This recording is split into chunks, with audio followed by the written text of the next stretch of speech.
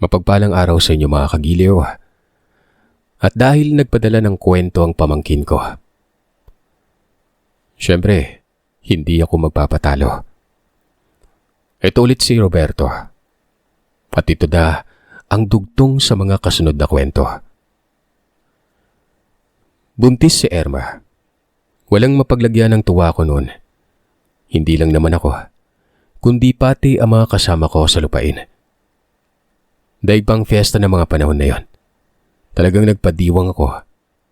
Pinaunlakan naman ito ng tiyo.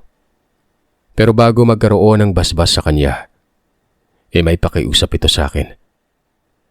Total ay isang ama na rin daw ako. Kailangan ko ng gapanan ng pagiging ama at butihing asawa. Pero matapos noon ay kailangan ko na rin daw umanong sumuko. Ito lang ang gustong mangyari ng tiyo. Ako naman nun, ayaw kong punahin ang pakiusap niya. Nasa momentum kasi ng katuwaan at ayaw kong maging dahilan ito ng pagkalungkot o pagkatapos ng kasiyang yon. Tumango ako pero sa loob-loob ko ay hindi pa ako susuko. Sa natatandaan ko ay 4 na kambing, 2 baboy at 15 manok ang kinatay. Muli na namang nang-imbita. Siyempre, ano pa bang inaasahan ko? Para lang ding noong kasal. Inuman, halakhakan, tapos kwentuhang tao. Yung tipong mga normal lang. Si Kuya Ed ay tuwang-tuwa ito. Sa lahat ng nakatira doon, ito lang animal na to ang masasabi kong higit pa sa pagkatuwa. Napaulit-ulit akong pinaparinggan. Siya umano mag-aalaga sa anak ko. Isasama niya si Joshua. Gagala daw sila sa kung saan-saan. Pero gets ko na yung nilalaman ng kokote niya. Malamang, tatakutin niya lang ang magiging anak ko. Gaganti yan Imposibleng hindi. Makalipas ang ilang buwan ay klaro na ang tiyan ni Macy's. Pero kahit papano may pagbabago sa kanyang ugali. Medyo maluwag na ito. Hindi yung animoy ginawa na akong preso. Ayon kay Desa, baka ako daw ang pinagliian. May mga pagkakataon kasi na ang pagbubuntis ang pinaglilihian ay hindi pagkain. Pwedeng tao. Naniwala naman ako doon gawa ng pamahiin yun Di ba nga totoo naman? Ako naman noon at si Gerardo, patuloy sa panggagamot. Minsan kapag may tabo ay sumasama kami. Hindi naman kailangan naming magtrabaho talaga pero nakakahiya kasi kong isipin kaya pinipili ko noong tumulong para kahit papano. Mapaligaya ko din ng tiyo. Kung saan may tabo minsan may nagpapagamot doon. Kilala na kasi ako sa aspetong ito ng mga panahon na yon. Bali maraming nakakaalam na isa daw akong albularyo. Pero lingid sa kanilang kaalaman na higit pa doon ang kaya kong gawin. Patuloy ako sa pag-aaral ng karunungan. Sumasabay naman itong si Gerardo. Hindi ito nagpapahuli. Kung ano daw ang nalalaman ko ay dapat malaman niya rin. Alam niyo bang binigay ko sa kanya ang tangan na dignong bato omo? Nung una nag-aalangan ako dahil nabanggit naman sa kwento na ako ang karapat-dapat.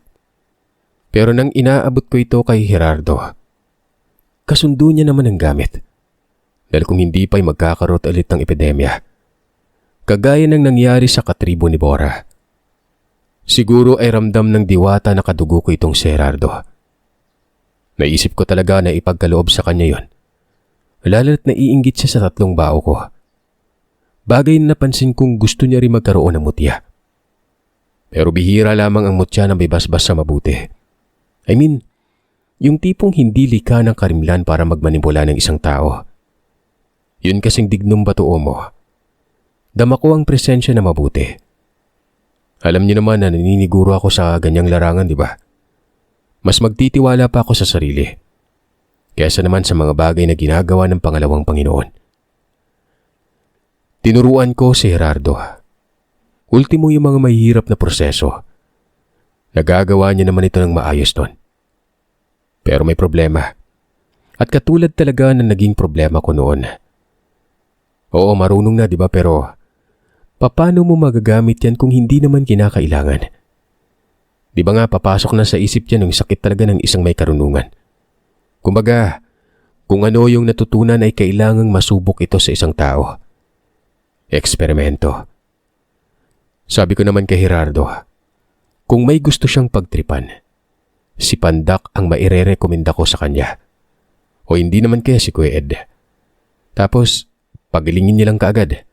Huwag pa abutin sa punto na malalaman nila Kuya Ed na binabarang sila at si Gerardo ang dahilan. Dahil kapag nagkataon, hilamos talaga si Gerardo ng gulpe. Ayon naman sa kanya, kapag may kagalit na lamang daw siya, hinayaan ko lang. Basta't pagalingin niya kahit kagalit pa dahil kapag ginamit niya ito sa kalokohan, ako mismo makakalaban niya. Ikaw na lang kaya Roberto. Para kasing wala din ako mapagpipilian eh. May nalaman ako pero may limitasyon naman. Ikaw na lang kasi nga kaya mo namang tanggalin yung barang at kulam. Yawa ka. Wag na wag mo akong gamitan ng sarili kong karunungan. Magkakagulo talaga tayo dito. Pagpuyo Gerardo. Isip bata. Sabat ko nun. Aba Sir Seth, nakalimutan ko na itong si Gerardo ay may pagpapilyo din. At nahawaan na nila Kuya Ed. Ilang araw kasi ang nakalipas noon ay napapansin kong tila ang daming katikate sa katawan ko. Kala ko dupang lang. Tag-init kasi ng mga panahong yun at uso ang sakit na ito sa balat. O hindi naman kaya yung hangga o yung chickenpox. Hinahayaan ko lamang ito. Si Irma ay panay sabi sa akin na namamaga daw ang pisngi ko. Sabi ko naman dinapuan ako ng dupang. Na mawawala din ito ilang araw. Tinanong niya ako kung bakit man lang hindi ako nagsabi. Tinanong niya kung nilalagnat ako o hindi naman kay mainit ang katawan. Dahil bukod sa pamamaga ng mukha ko ay mamula-mula na rin umano ako noon. Kutob pa ni Irma. Baka hindi daw ito dupang. Dito ko naisip na tama naman itong si Irma. Dapat ay mainit ang katawan ko. Pero Makati lang. Tapos hanggang sa ano ko yung Makati. Parang nalaplos na yun eh. Sa kakakalmot ko nun. Pero sinabi kong baka dupang talaga. Hanggang sa makalipas ang ilang araw ay para bang ayaw ko nang humawak ng tubig. Takot ako sa tubig at wala din akong ganang lumabas nun. Mabilis akong nilalamig. Ayaw ko ngang magpa-electric fan eh. Para akong nakagat ng aso. Diba, ganun naman yung sintomas kapag lumala na yung rabies. Kinabahan ako nun. Iniisip ko na baka nakagat ako ng aso pero wala naman akong maalala. Baka ito yung mga sandaling lasing na lasing ako at kung saan-saan lang ako nagtutungo na parang baliw. Nakakarating pa nga ako nun sa likod eh. Tapos nakakatulog sa isang bahay doon ang nakatira kaibigan ng tiyo. Alam niyo Sir Seth, manggagamot ako pero kapag usaping sakit na ganito, hindi ko ito kayang tanggalin. Maliban na lamang sa pagkikipagsundo. Pero paano ko naman gagawin yun sarili ko yung pagagalingin. Hindi papayag niya ng demonyo. Mas gusto nitong maagang mamatay ako. Hanggang sa nalaman na nila tiyo ito. Maging si Kuya Ed, alam na rin. Napayuhan pa ako nung magpa-inject ng anti-rabies. Ako naman dahil sa natatakot na sumunod naman ako. Si Kuya Ed ang sumama. Pero napapansin ko sa kanya na parang wala lang. Para bang natutuwa pa ito gawa ng halata namang sa mukha niya. Yumukupay ko tapos pasimpleng tumawa eh. Hinayaan ko lang. Hanggang sa naturukan ako ng unang panglunas. 4 na beses yan, di ba? So kinakailangan ko bang makabalik nun. Hindi nga sana ako e-NG ka noon kasi nga malala na daw ang rabies ayon sa doktor. Sinabi ko kasi mga karamdaman ko eh. Kailangan ko daw magpa-admit para maobserbahan pero nagtaka ako dahil si Kuya Ed ang sumabat. Sabi niya gagaling daw ako. Huwag na daw magpapa-admit noon. Kako, paano? Galito ako noon pero pilit kong pinapakalmang sarili. Umuwi kami pero dapat bumalik daw ako kapag nilagnat ako noon. Natataranta si Irma. Siyempre rabies yan eh. 2 araw ang nakalipas. Nang nakatambay ako sa maliit na beranda, nakita ko si Gerardo at Kuya Ed doon sa kabilang bahay. Sa tahanan ni Gerardo ito. Nasa may tirasa sila. Umaabot hanggang amin ang hanggalpakan nila ng tawa. Napadaan pa nga noon si Pandak Tapos para bang matatawan na rin. Sinabi ko kay Pandak na wag niya akong pagtawanan dahil talagang lilitsunin ko siya sa pamamagitan ng malupit na parusa. Pero tumakbo ito at doon na sa malayo magalpak ng tawa. Inis na inis ako noon. Pero nagpipigil lang ako sa sarili. Baka kasi pangit na talagang mukha ko tingnan. Mamula-mula. Pagsapit ng gabi ay napadalaw ang tiyo. Tiningnan ako tapos hindi na makikita sa mukha niyang pagkabahala. Seryoso ito na animoy inaalam lang ang kalagayan ko na parang nagsasayang lamang siya ng oras noon. Hindi ako sigurado pero nakaramdam na ako ng hindi tama. Lalo na sa mga sumunod na araw. Wala nang nangangamusta sa akin. Samantalang halos kada oras may bumibisita. Kung hindi sina Bebero at ang kapatid nito, si Mang Omar at Tio Raul. Nakiramdam ako at nag-iisip. Hanggang sa pumasok na lamang sa diwa ko na tawasin ang sarili. May kutob kasi ako noon na baka binabarang na ako ni Gerardo. Lalo pat itong animal na ito mula nang magkasakit ako hindi talaga lumapit. Simpleng pagtatawas lang muna ang ginawa ko. Pero wala. Hindi ito umubra. Hanggang sa inisa-isa ko na talaga noon ang bawat proseso. Pero wala talaga. Tapos sa sinuot ko na ang 3 baon noon. Kasabay naman ito ay hinawak-hawakan ko ang ribulto na parang Cleopatra. Walang reaksyon. Kung barang ito ay dapat may pahiwatig ang mga gamit ko. Iinit kasi yung mga yun Nagpahid pa ako ng malakas na uri ng lana. Ito yung galing kay Aurelio. Pero wala. Hindi ito natanggal. Nagmumukha na akong baliw nun. Hindi na talaga ako lumalabas ng bahay. Hindi kulam. Hindi barang. At natitiyak kong hindi ito dupang. Siguro nga rabies. Pero bakit ganun ako ituring ng mga nakapaligid sa akin nun? Alam niyo ba yung pumasok sa isipan ko? Naging desperado ako. Naiisip ko na noon na gamitin ang salamin. Wala na Ito na ang pinakamabisang paraan para malaman ko kung kulam o barang ba talaga. Ang problema, naroroon naman ang ukluban. Mga ilang taon ko nang hindi nakita ang loob ng salamin, pero sa mga puntong yun ay makikita ko na talaga ang pangit na matanda, na mas nakakatakot pa sa mga aswang dito sa amin. Alam niyo naman niya kung ano ang gamit ng salamin, di ba? Bukod sa pangpantok ay makikita din doon kung sino ang kalaban. Hindi ko na nga lang piniling gamitin ito nang magkaroon ng sakit si Desa. Malamang gulo lang ang mangyari. Lahat ng mga tao aswang pala. Takot sa salamin na yon. Para bang isinumpa na nila ito at ayaw makita. Hindi muna ako nagpasya kagad. Nag-iisip din ako kahit papano kasi nga maging ako takot din sa salamin na yon. Nag-imbestiga muna ako. Si Erma ang ginamit ko.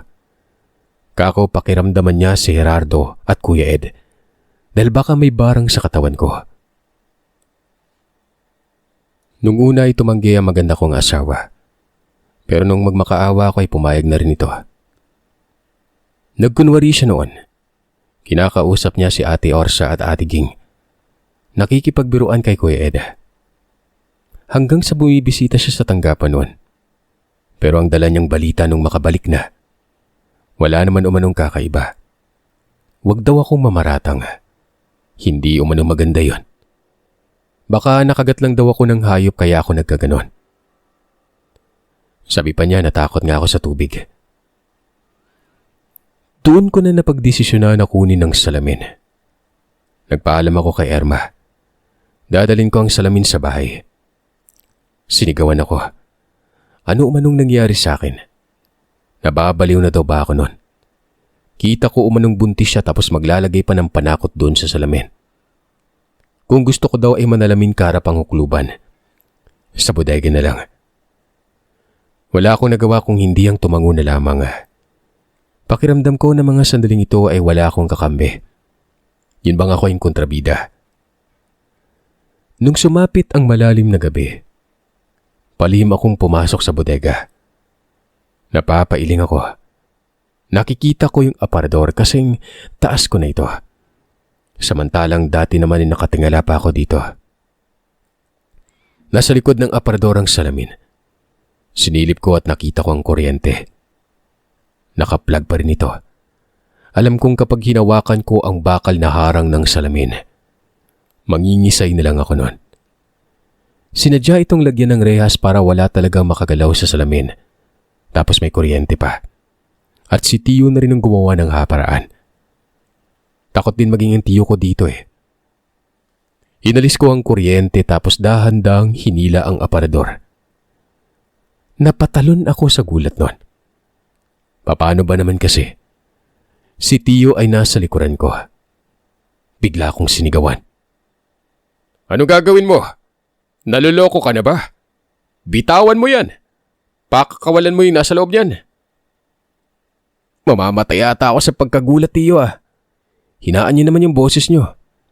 Hindi ko po papakawalan yung hukuluban. Gagamitin ko lang yung salamin sa pagtukoy sa kung ano bang dahilan kung bakit ako nagkakasakit. Parang binabarang ako eh. Tapos ang lupit makatago ng presensya. Maging gaano ako kabihasa hindi ko natutukoy. Salamin nila yung pag-asa ko, Tiyo. Nagkaroon ng saglit na katahimikan. Nakatitig sa akin si Tiyo Raul. Kitang-kita ko talaga na para na itong tatawa. Hanggang sa sinabi niyang nag-aaksaya lang daw ako ng oras doon. Dagdag niya ay hindi daw rabis ang dahilan. Hindi din lupang. Tama umano ako na binabarang. Pero gagaling din naman daw kaagad. Mga ilang araw na lang ay mawawala ng sakit ko. Sumiklob kaagad ang espiritu ng demonyo sa diwa ko nun. Mabadtrip ako. Kamuntikan pa ako makapagmura sa harap ni Tiyo pero mabuti na lang. Naalala kong respetuhin siya. Napabuntong hininga ako tapos mahina kong sinabi kung sino ang nagpaalam sa kanya na may barang sa katawan ko. Si Pandak. Akala ko biro lang pero totoo pala. Ang gumawa sa inyan walang iba kundi yung kamukha mo. Hindi naman daw malala kaya wala lang sa akin. Nawala din yung pagkabahala ko. Walang hiyang Gerardo yun. Nagpaturok pa ako ng injection. Yawa. Alam mo ba, Tiyo, na para na akong baliw?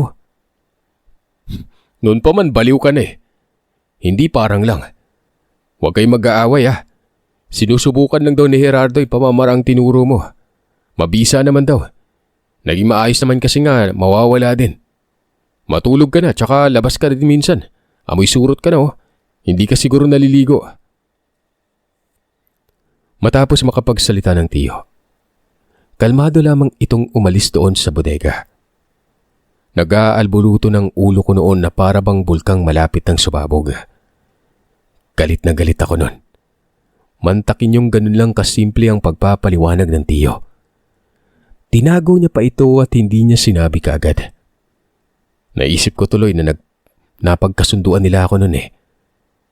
Pero syempre, lintik lang ang walang ganti. Minabuti ko noong magkunwaring wala lang. Yung tipong normal na iisipan nilang wala akong pake. Pero may gagawin ako na mas malupit pa sa tumama sa akin. Ito na yung mga sandaling natauhan ako na may sapagkapilyo itong kapatid ko. At malamang ay kakuntsaban niya si Kuya Ed at Pandak. Hindi ko na lang isasali si Tiyo. Itong tatlong ito ang magrereklamo dahil magkakaroon ng kakaiba sa katawan nila. Yung tipong naiisip ko noon, Sir Seth, na dadaan talaga sa bingit ng kamatayan bago ko papagalingin. At kaparehang paraan din ang gagawin ko.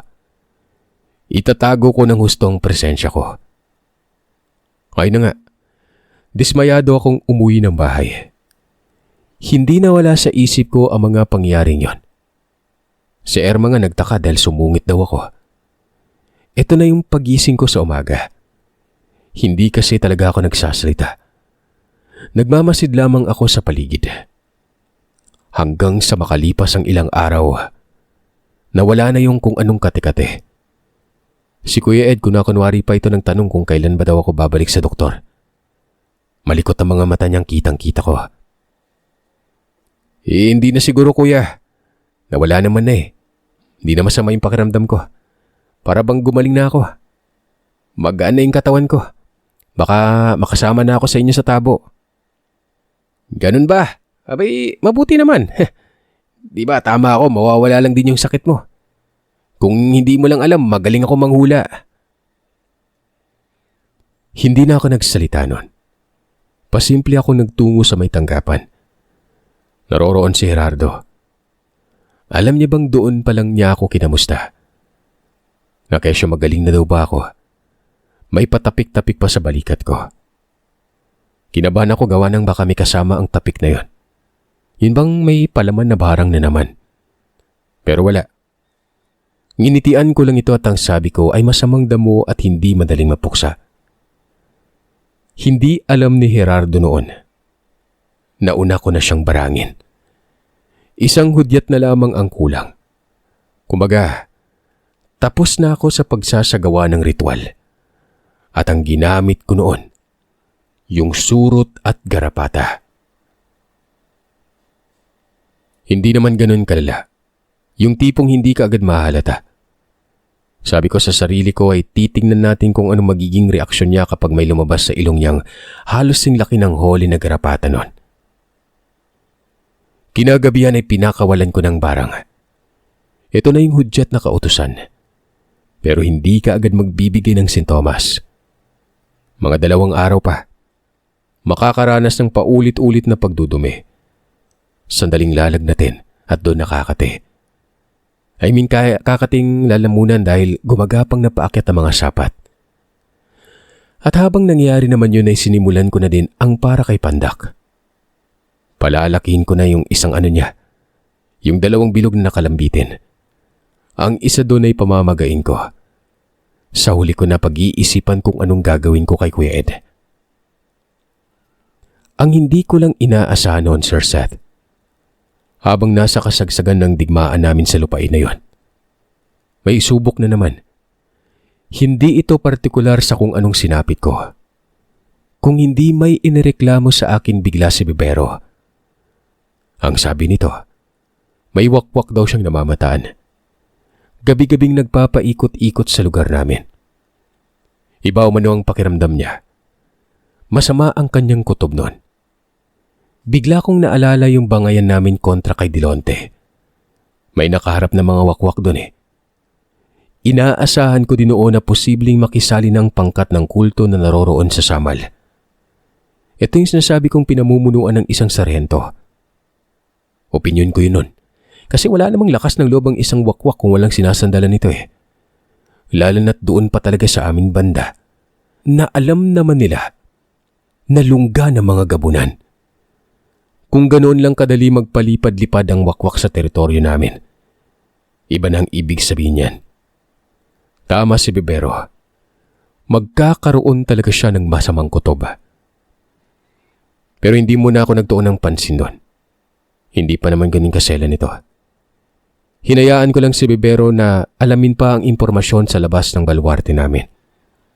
Sabihan na lamang kami noon kung may panganib na nakaatang. 2 araw ang nakalipas. Si Pandak ang unang may dinadaing. Napakakunat ni Gerardo. Para bang napaghandaan niyang lahat. Siguro dahil ito sa binigay kong dignong bato omo. Malakas na kabal yun eh. Wala pa kasi akong nakikitang kakaiba sa kanya. Patawa-tawa pa ito. Samantalang si Pandak noon ay napapansin ko na ang paika-ika nitong lakad. Alam kong tumalab na ang barang. Lalo't aswang siya at talagang mabisa ito sa kanya. Hindi nila ako mapipigilan. Kahit may tangang kabal itong si Pandak. Tatalab talaga ang barang. Nasabi ko naman kung anong tangan nila, di ba? Ito yung suso na may 2 sungay. Maging si Gerardo alam kong tatablan din ito. Gaano man kalakas ang didnum niya. Pero tatablan yon. Kung alam niyo lang talagang itsura ni Pandak basta, nagpipigil na akong mapatawan nun. Inihahanda ko talagang sarili ko para hindi mapaghahalataan. Kada oras ay labas-pasok ng bahay si Pandak. Umiihi ito at sinusuri yung niya. Kitang-kita kong nakasimangot na mukha na para bang nag-aalala. Malamang, lumaki siguro yung isa eh, kaya ganun. Kinahapunan, nakita kong nagtungo si Pandak sa tanggapan. Mabilis kong naisip na magpapatingin o magpapasuri ito kay Gerardo. Pero syempre kahit anong gawin ni Gerardo, wala siya mapapala. Nagtungo pa ako doon. Kunwari sinasauli ko yung langis. Tumambay ako sa lautin sa ibabaw. Bumati pa ako noon at nakita ko si Gerardo nakausap si Pandak. Habang nasa itaas na ako nararamdaman ko noon ang pag-uusal ni Gerardo. Malulupit ang mga pinapakawalan niya. Yung tipong panghuling sandata na buhay na salita. Pambihira, hindi man lang dinaan sa panimula. Pagsilip ko ay nagsisipula na palang magtawas. Ginamitan niya ito ng malakas na orasyon. Siyempre may epekto ito kay Pandak. Kitang-kita ko kung paanong umiyak si Pandak noon. Sa kauna-unahang pagkakataon, lumuha ang mga mata nito. Ikaw ba naman yung matamaan ng orasyon tapos aswang pa, di ba? Hanggang sa makalipas ang 1 oras, tinawag ako ni Gerardo. Magpapatulong daw siya sa akin. Baka mamatay daw kasi si Pandak. Tinitiis lang ang mga buhay na salita. Kako naman saan? Tingnan mo nga tong ano ni Pandak. Roberto, may problema Hindi naman daw siya ng babae pero lumaki. Nox naman, hindi daw ng babae. Wala naman talagang babae si Pandak Walang magkakagusto dun. Bakit yun pa ang paratang niya? Hindi ako nagpahalata. Bumaba ako noon at sinuri si Pandak. Alam niyo ba, ipinakita sa akin ng tiyanak kung yung ano niya. Siguro desperado na yun kaya nilantad niya talaga pero kahit papano. May mapagyayabang Sir. Maliit si Pandak pero malaki ang kargada. Pero magang-maga yung ano niya Nako, Pandak! Unang titig ko palang nanuno sa punso ka. Kung saan-saan ka siguro nagpupunta no? Saan ba yung huling bantay mo? Diyan lang naman sa may likod, boss. Diyan di ba diyan naman talaga ako lagi sa may mga puntod ng kaanak nyo? Hindi ko nga pala nasabi na may nakatirang lamang lupa dyan. Hindi naman pwedeng itaboy natin yan kasi nga mga kaibigan natin Gawin mo mag-alay ka doon ng kung anong makakain tapos manghingi ka ng tawad kung nasagi mo ba sila. Sandali Roberto, sigurado ka ba dyan tol? Tingin ko hindi naman bati yung ganito Parang tinamaan ng kulam o hindi naman kaya barang. Yun ay base sa pagkilatis ko Sabat naman ni Gerardo. Ang sabi ko naman nabati nga ito at hindi madali maalis ang bati ng nuno. Ang tanging paraan lang ay pakiusapan ng elemento. Dagdag ko pa, kagaya ng tao na nananahan sa mundong ibabaw, may karapatan din ng mga elemento. Bigyan namin ito ng respeto. Gawa ng ito din ng isa sa mga dahilan kung bakit masagana ang lupain namin ng mga panahon na yon. Matapos ko lang magsalita noon ay umalis na ako. Naririnig ko pa yung pag-uusap nilang dalawa. Ang sabi ni Pandak, ngayon pa lang daw niya ako nasilayan na mabilis na kilatis ang isang sakit na wala man lang tawas-tawas noon. Sundin mo na lang. Tinawas naman natin, di ba? Wala akong nakita. Baka nga totoo ang sinabi ni Roberto. Lagyan mo lang ng mga pagkain. Doon ako magkabaliw-baliw ng kakatawa sa bahay. Napuna pa ako ni Erma. Nakita pala ako ng asawa ko maganda. Ano manong nangyari sa akin? Ako naman ay kaagad na isip na isiwalat sa kanya ito. At yun na nga ginawa ko.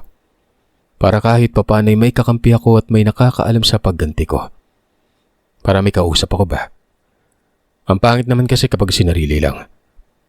Para din malaman kung gaano ako kabagsik noon. Sinabi ko na yung nangyari sa akin na isang barang ito tapos ang bumarang ay si Gerardo.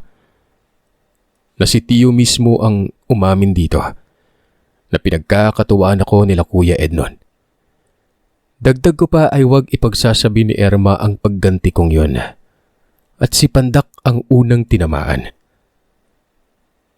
Ang sabi sa akin ni Erma, dapat hindi na lamang ako gumanti. Parang isip bata daw ako. Tugon ko naman na hindi naman ganun kalala. Basta't walang nakakaalam nito maliban na lamang sa aming dalawa.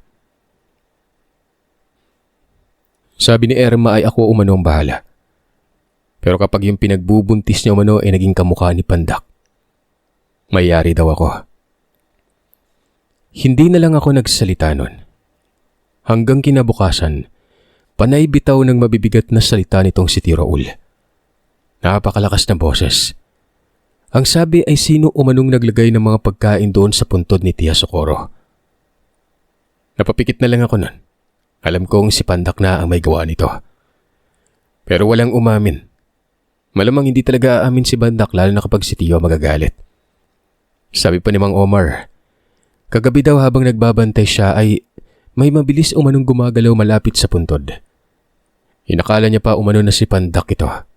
Dahil nga si Pandak lang naman ang nakadistino doon. Pero nang lumapit siya, nawala din naman kaagad. Lintek na. Baka ito na yung umaaligid ditong wakwak. Sabi ni Bibero. Hindi wakwak ang forma nun eh. Parang maligno ang nakita ko. Tapos ayan pala may pagkain. Hoy, sino sa inyo nagpiknik dun sa puntod? Loko kayo. Hindi lamesa ang puntod ah. Sabi ni Mang Omar. Hindi din umiimik si Gerardo. Para bang wala lang ito patay mali siya. Pero aminado akong kinakabahan na rin ito. Takot kasi ito kay Tio Raul. Hindi niya naman pwedeng ibenta si Pandak dahil damay kaming dalawa. Hanggang sa ito na. Si Gerardo na ang may dinadaing noon pagsapit ng gabi. Dumulog pa sa akin itong si Desa. Nilagnat umano si Gerardo tapos panay balik sa banyo. Wala na. Napapailing na lamang ako noon. Bantay sarado ko na sila. Baka kasi matuluyan yun eh. Kapag tingin ko ay mamamatay na ay puputulin ko ng sumpa nun. Sabi ko kay Desa na baka hindi lang natunawan ng pagkain. Na matakaw din kasi itong si Gerardo. Kahit hindi naman talaga matakaw. Wala kasing hilig sa karne yun eh. Madalas gulay. Minsan lang kumain ng karne kapag may okasyon. Hanggang sa nagkagulo. Doon mismo sa likod ng bahay nila Pandak. Narinig ko ang pagsisisigaw ng kapatid nila Bibero. Si Itim. Ito kasi ang pinakamaitim sa kanila at panganay. Bali pangalawa si Bibero at bunso si Pandak. Rinig ko din ang angil ng gabunan. Tingin ko tunog ni Pandak yun. Akala ko kung napano na. Nagkatakbuhan kami patungo doon. Alalang-alala na ako kasi nga baka patungkol ito sa ginawa ko. Hanggang sa bumungad sa likod ng bahay nila Pandak si Bibero. Nasaan yung aswang ito? May sugat ito sa dibdib nun. Wika nito. Nakabuno daw nila Pandak ang isang wakwak. Doon daw sa labas ng lupain. Sobrang lakas umano ng wakwak na yon. Tapos parang bihasa ito sa makikipot na lugar. Magaling daw ito at nagpapalit anyo kapag nahihirapan. Hinahabol umano ito ni Pandak. Si Kuya Ede walang sabi-sabing tumakbo ng mabilis. At sa maniwala man kayo o sa hindi, paglundag niya sa isang kahoy ay nasa anyong aswang na ito pagkarating doon. Dali-dali namang sumunod si Tio. Maging si Ate Ging noon at Mang Omar ay sumunod din sila. Si Gerardo at Desa ay nakadungaw lamang sa kanilang bulwagan. Nakita ko si Gerardo na ang lalim ng mga mata na parabang nagsisi ako sa mga sandaling yon. Hindi ko kasi inaasahan na magkakaroon ng subok kasabay ng pagganti ko. Mabilis akong pumalik ng bahay. Kinuha ko ang sisidlan ko. Ito yung lagayin ko ng mga gamit. Pinuntahan ko sila nun. Nakita ko sila Tio. May hinahabol. Lampas na ito sa lupain namin. Sa may nayon ito sa likod pero masukal banda. Hindi ko makita ang wakwak pero ramdam ko ito. Sa isip-isip ko pa. Tama si Bibero. Malakas ang wakwak na ito dahil hindi ko man lang naramdaman. Hindi namin maramdaman ito kapag umaaligid. Duda talaga akong may sinasandalan ito.